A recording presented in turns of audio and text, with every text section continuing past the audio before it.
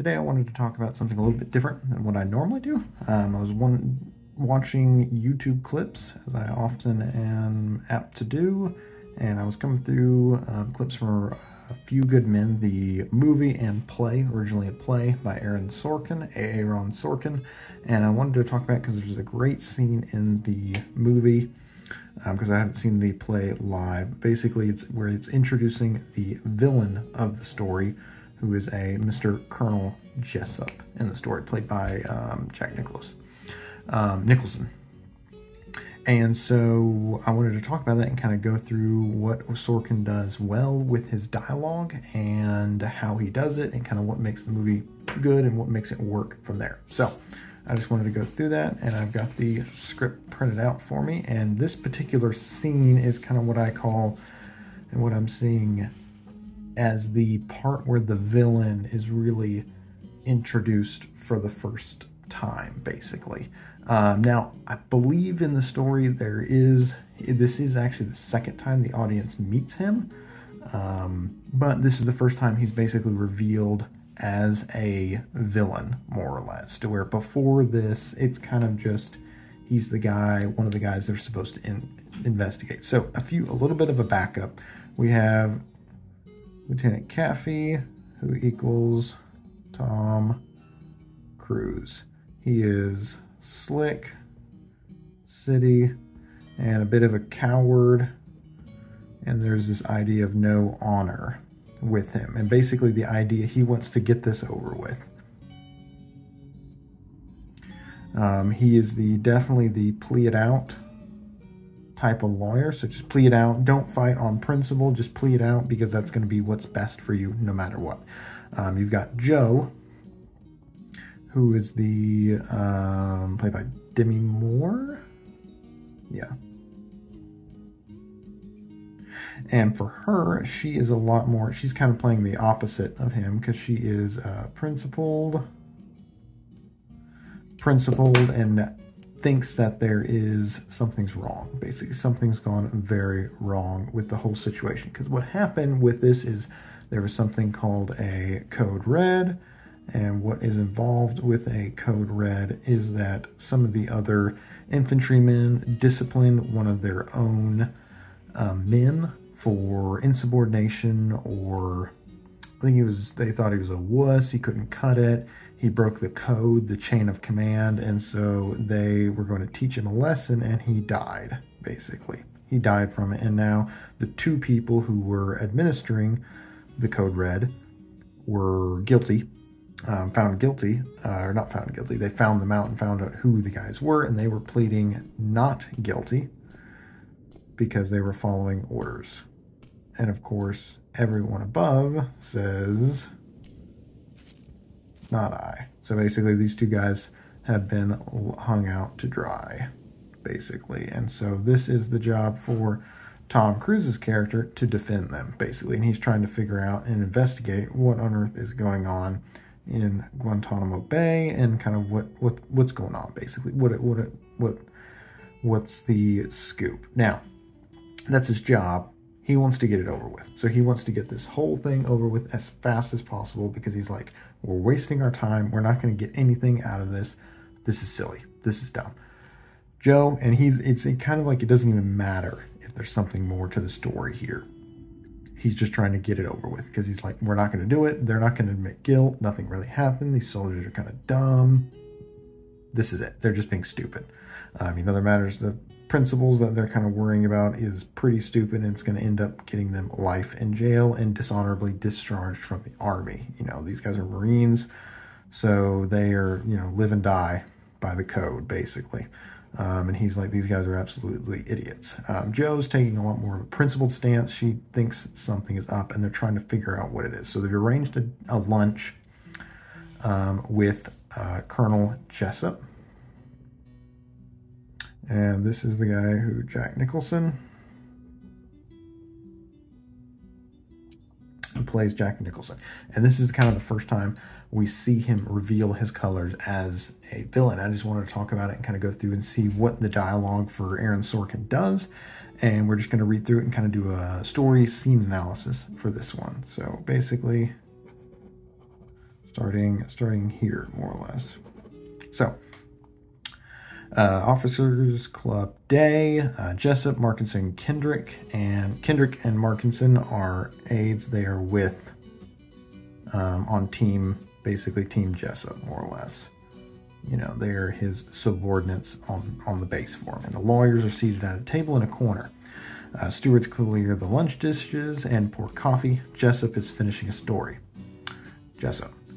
And they spent the next 3 hours running around, looking for Americans to surrender to. Jessep laughs. Kendrick joins him. Sam and Kathy force a laugh. And this is a great little note, because what you're doing with the scene is you have a goal for a scene, basically, and you're trying to convey several things. So this guy is, you know, a good guy. This is a bad guy. This is the dynamic. You know, there's tension. This is the power play. So the bad guy has the power or the high ground or the advantage, something like that. This is what they're trying to do. You're trying to also degree, you know, some sort of level of mystery. Mystery trying to lead to something else.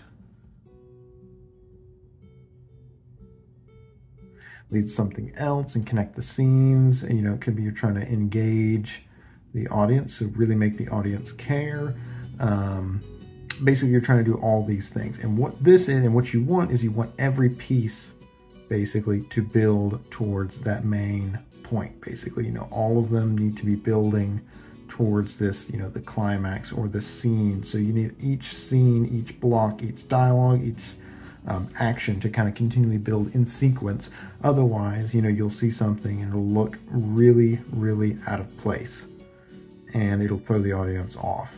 But, and not necessarily throw the audience off, but if it's not properly done, it won't feel it'll feel out of place, it won't look right, and it won't seem right, so it's not going to work. The scene's not going to get you as far. So this kind of gives you a good idea. Kendrick is going to, you know, he's going to follow him. You know, this is kind of an early introduction for his character. He's going to do whatever Jessep does. And Markinson kind of just sits there. Sam and Kathy are going to play along. And Jo is remaining defiant. You know, she's not playing with it. So, anyway, continuing with Jessep. All right, continuing. That was delicious, men. Thank you, Stewart. Our pleasure, sir. Kathy. Colonel, just need to ask you a couple of questions about August 6th. Jessep, shoot. Get to the next page. On the morning of the 6th, you were contacted by an NIS agent who said that Santiago had tipped him off to an illegal fence line shooting. Jessep, yes. Kathy. Santiago was going to reveal the person's name in exchange for a transfer. Am I getting this right? Jessep, yes. Kathy. If you feel there are any details that I'm missing, you should feel free to speak up. They're missing.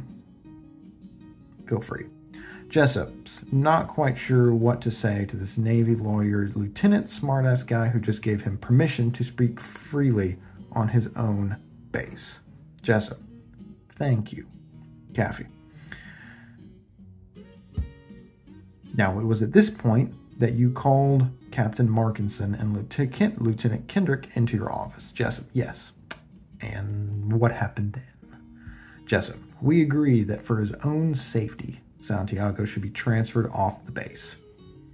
Here's something else Kathy didn't know. Neither did Jo. Sam jots something down on a small notepad. Markinson doesn't flinch. Because basically what you're kind of doing as the audience, you're trying to see, is this a lie? Because you know you're told something's going on. Something's rotten, basically. Something's rotten in the state of Denmark and not much else difference in the rest of the world. So we're trying to figure out what is rotten. So we're seeing this, so basically, but Markinson doesn't flinch from there. So Santiago is set to be transferred on the first available flight to the States, 6 the next morning. 3 hours too late, as it turns out. Kathy nods. Yeah. There's silence for a moment. Kathy takes a sip of his coffee, then drains the cup and puts it down. All right, that's all I have. Thanks so much. Thanks very much for your time, Kendrick. The corporal's got the Jeep outside. He'll take you back to the airstrip. Caffey, thank you. Standing. So he's getting ready to get out. So basically, he has paid, lip service to what is going on. He is trying to basically get out of it because, again, he thinks this is a waste of time. There's no point. There's no story. There's nothing more. Anything like that. And basically the Colonel Jessep hasn't revealed anything yet. Again, we know he's going to be the villain, but if you're watching this for the first time, you don't really know how much of the villain he's going to be, basically. And so far, it's kind of awkward. He's not exactly a likable guy, but there's plenty of people who aren't likable who are innocent, and that's just how it goes. So what we've got here, we also get to see the development for the two characters. We have Joe kind of versus Caffey, basically, in their different methods. He's ready to leave, and she goes, no. Wait a minute. I've got some questions. Caffey, no, you don't. Joe, yes, I do. Caffey, no, you don't. Colonel, Joe, Colonel, on the morning that Santiago died, did you meet with Dr. Stone between 3 and 5? Caffey, Joe. Of course I met with the doctor. One of my men was dead. Caffey to Joe, see, the man was dead. Let's go. Joe to Jessep, I was wondering if you've ever heard the term Code Red. Caffey, Joe, I've heard the term, yes. And so this is really interesting. So basically what we've got Caffey over here, kind of here, over here, we've got Joe, and then we've got Jessep, basically from here. So what we've got is you've got this three-way kind of conflict that's basically brewing in it. So basically Joe is kind of trying to poke and fight, stand against Jessep and kind of see what's going on. And then Caffey is trying to go from here, and then Jessep hasn't really done too much. He hasn't really stepped outside of his lane. But basically you have this ongoing tension. But again, there's an aspect of storytelling where you can the audience immediately knows, I would like to know that, basically.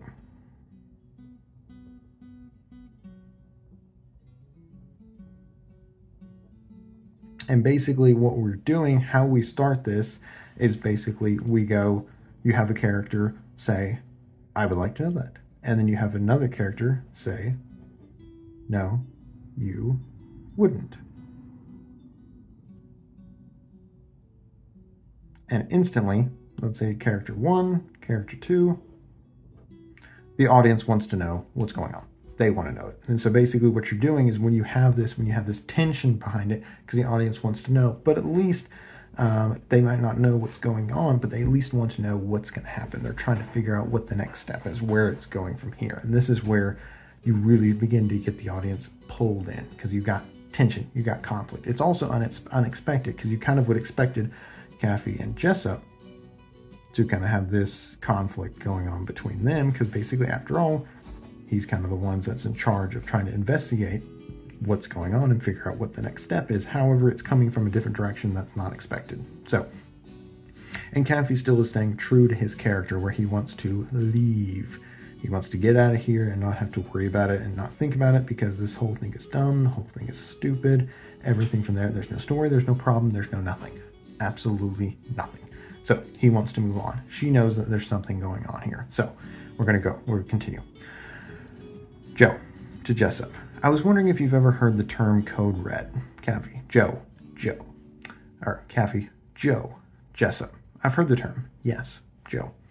Colonel, this past February, you received a cautionary memo from the Naval Investigative Service warning that the practice of enlisted men disciplining their own wasn't to be condoned by officers. Jessep.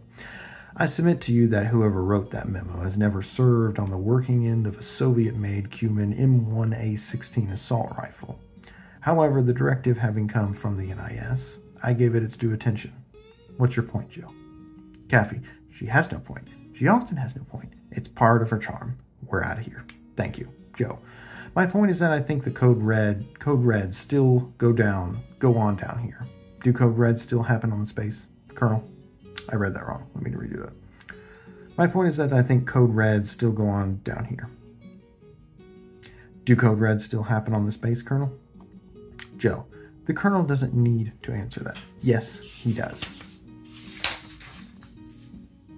No, he really doesn't. Joe. Yeah, he really does. Colonel. You know, it just hit me. She outranks you, Danny. Caffey. Yes, sir. I want to tell you something, Danny, and listen up, because I mean this. You're the luckiest man in the world. There is, believe me, gentlemen, nothing sexier on earth than a woman you have to salute in the morning. Promote them all, I say. Joe's not upset. Joe's not mad. But she's going to ask her question till she gets an answer. And this part right here, this is the first, what I kind of call mask off moment. Because before, we don't really know a huge amount about Jessep. We know we don't really care for him. There's this kind of tension and unease about it that kind of sets up with that initial line that I was telling you guys about. Let's see. Let me find my page here. Yeah, with this part, this sets the tone. Basically, this is the tone and the tension. And what we've got is Jessep laughs, Kendrick follows him, Sam and Caffey force a laugh, Markinson forces a smile, Joe remains silent.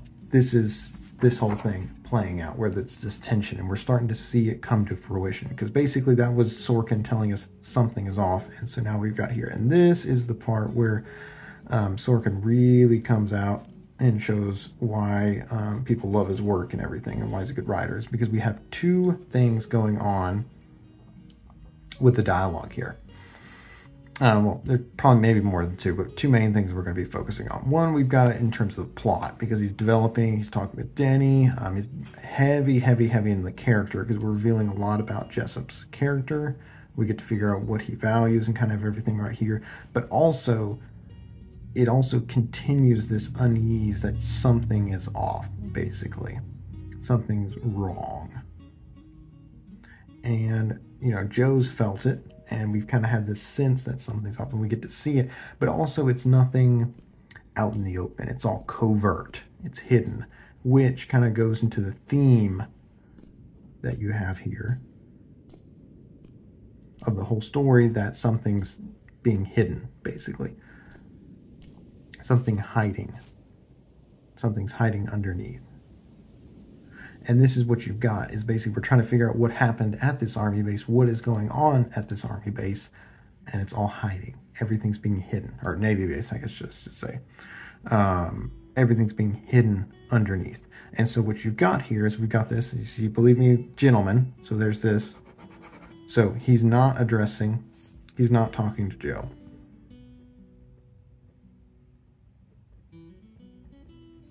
He's not talking to Joe. So he's just ignoring her. That's kind of one step.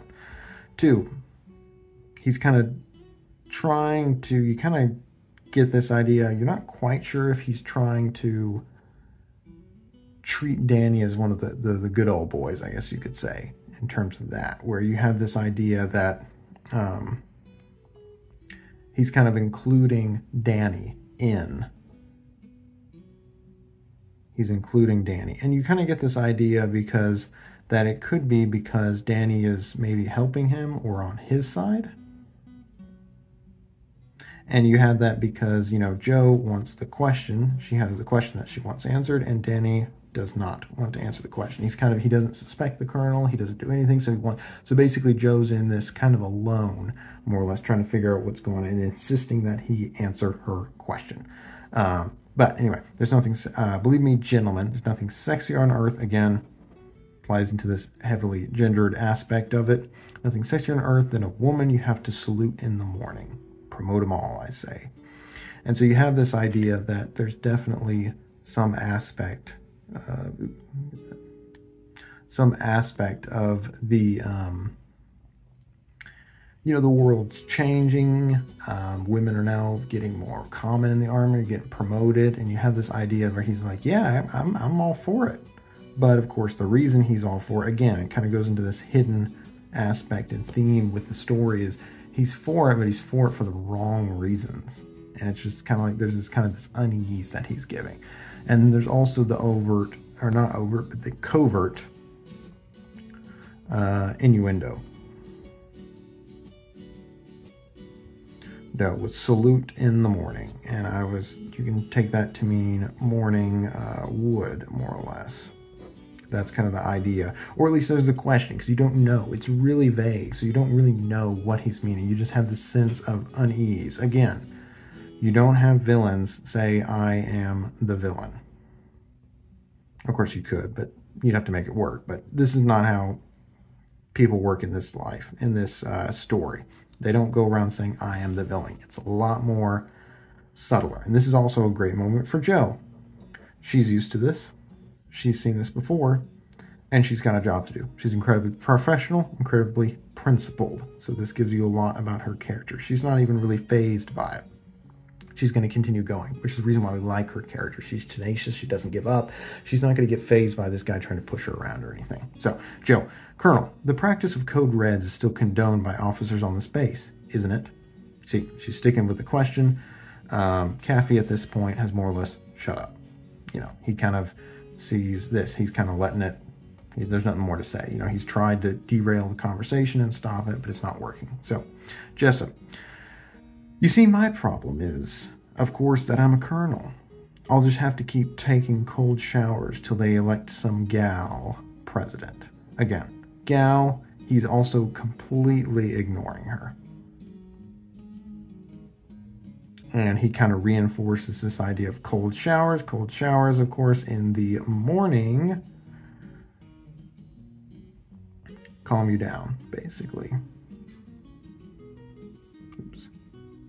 And so it's kind of developing. You have this idea where we weren't sure initially what this phrase meant, but then we get down to here, it's kind of this reinforcing idea, but also it's, you know, she's asking a direct question and he's kind of just kind of going up and around and back to the same idea of gentleman. He's addressing the gentleman. He's not addressing her.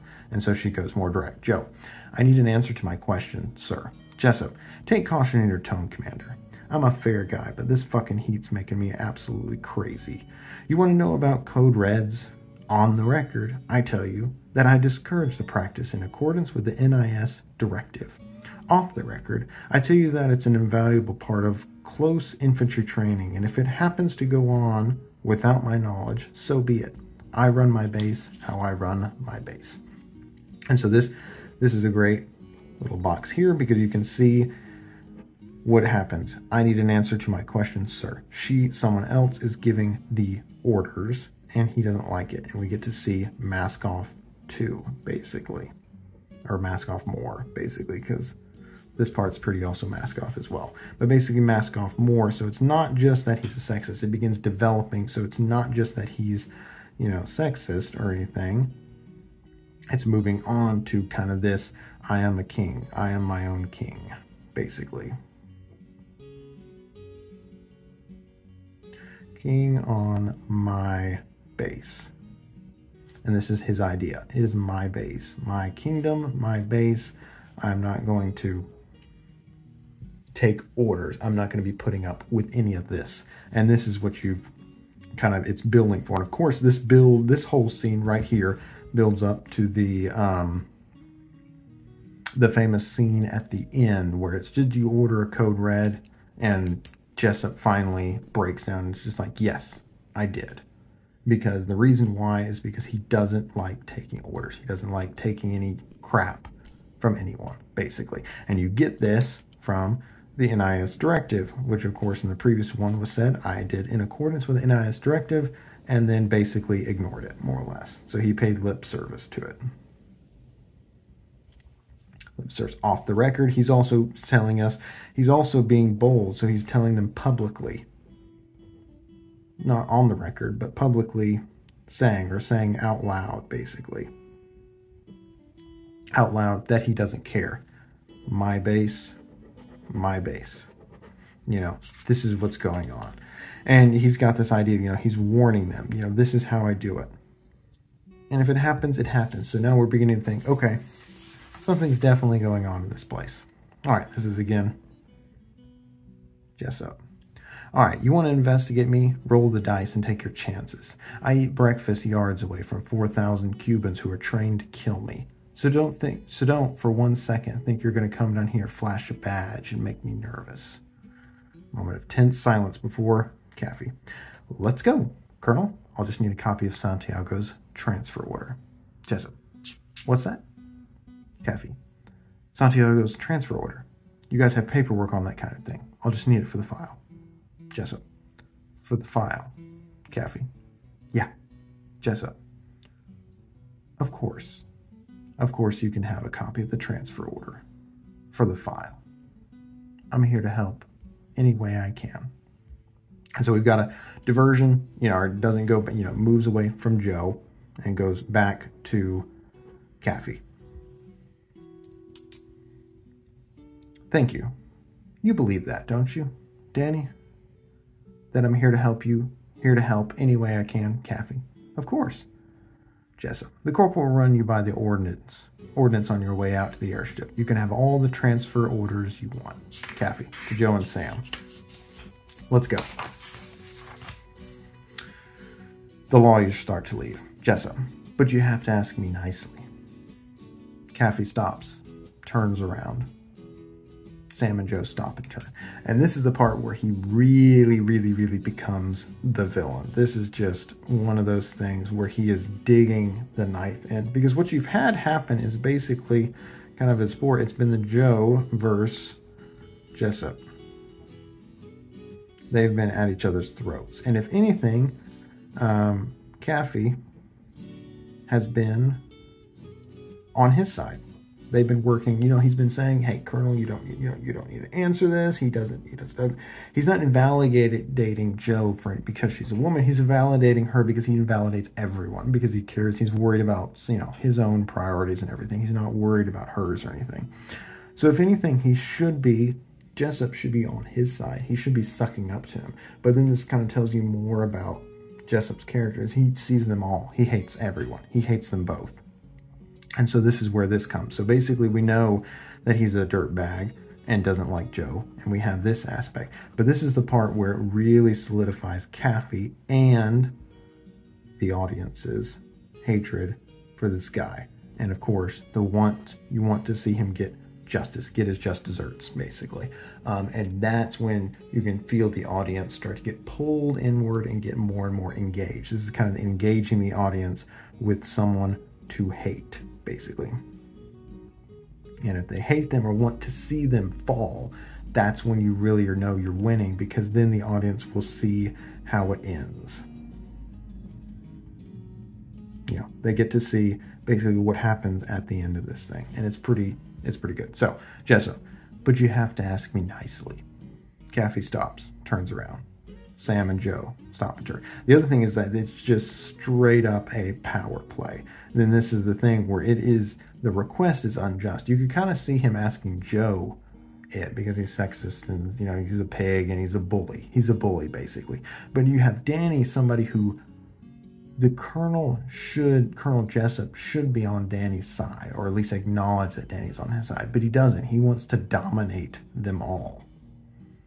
He wants to be in control. He wants them to be his subjects and follow his rules and bow down before him. And this is what kind of the whole you're building towards to kind of show this type of character. So Caffey stops, turns around. Sam and Joe stop and turn. Caffey, I beg your pardon? Jessep, you have to ask me nicely. You see, Danny, I can deal with the bullets and the bombs and the blood. I can deal with the heat and the stress and the fear. I don't want money. And I don't want medals. What I want is for you to stand there in that faggoty white uniform and with your Harvard mouth extend me some fucking courtesy. You gotta ask me nicely. Caffey and Jessep are frozen. Everyone's staring at Caffey. The officers at their table, Kendrick, Sam, Markham, Joe. Caffey makes his decision. Colonel Jessep, if it's not too much trouble, I'd like a copy of the transfer order, sir. Jessep smiles. No problem. Hold for a moment. Joe's very disappointed. Jessep stands there and watches the lawyers as they turn and leave the officers' club. Jessep, continuing, I hate casualties, Matthew. There are casualties even in victory. A Marine smothers a grenade and saves his platoon. That Marine's a hero, the foundation of the unit, the fabric of this base. the spirit of the core. They are things worth fighting for. Markinson looks at the ground. Dawson and Downey, they don't know it, but they're smothering a grenade. Markinson looks up as we cut to, and then we're out. Basically, it kind of moves into a different scene at that point, and that's where we've got it. But again, this kind of just shows into this idea of Dawson and Downey are the guys who delivered the code red. And so it's kind of one of these things where you have this, again, you have this king or god complex where he's ordered them. Basically, you have this suspicion that he's ordered them to die for him. And that's kind of this theme that's going on for this story and everything. So, and this is just, it's a really good scene because just the tension continues to build, and you have this idea, his need to dominate, basically, and kind of force them to do it. And so basically, and you've got to kind of have this idea, this idea of control, and it's one of those things where it really feels gross. All of his comments about, saluting women in the morning. It's one of those things, it's just gross, and honestly, the fact that it's not overt and that it is so covert kind of makes it all the grosser. Because what we've got here is stand here in this gay white uniform, and with your Harvard mouth, extend me some courtesy. He's basically kind of asking him, it's almost like he's asking him for a blowjob, basically. That's kind of what the metaphors and the words and the verbiage is basically doing. He's trying to force him with your mouth to say something you don't want, basically. And that's where there's just this gross, it's this violation that in order for justice, use your mouth and ask nicely. And it's just this real gross aspect that's doing. And that's one of the things that the story does really well. That's just really impressive to see them do it. And it's this dialogue that's just really working for him. And again, you get to see this idea where Jessep just doesn't care. He's in control and he's going to dominate, basically. He wants to use everyone and everyone to play to his tune. And this is really where you kind of have this idea where you also have an idea of Caffey's character, because, he's willing to just take it, basically. He's willing to take it, but it also, he does it. He's also smart, of course, so he doesn't really care. He wants what he wants. But it's at this point that you kind of get the idea in the story also that Caffey wants to take him down. He wants to figure out what's going on. He's starting to realize what is going on at this base. There is indeed something rotten here. And he has no choice. This is kind of one of those things. It's interesting because you have a character who wants nothing more than to not take this case, get pushed by everything into taking this case. And then Joe's very disappointed. But again, this comes up in their other aspect where Joe has this very much more of a straightforward approach, and Caffey is really sneaky, and it works with his character. He's smart, slick, and sneaky. And so it works out for it. But again, it's just this idea of, the dialogue is going in two different directions for it and working twice as much. So you can see what it is what he's saying and then what he's not saying, but what he's really saying. Because he's saying up here, I'm not taking orders. I'm not taking orders. You follow me. And then what he's not saying, use your mouth. It's, again, this idea, basically, use your Harvard mouth. Extend me some courtesy, basically. You gotta ask me nicely. And this idea, because that's the thing, Caffey hasn't done anything to him. He just hates him.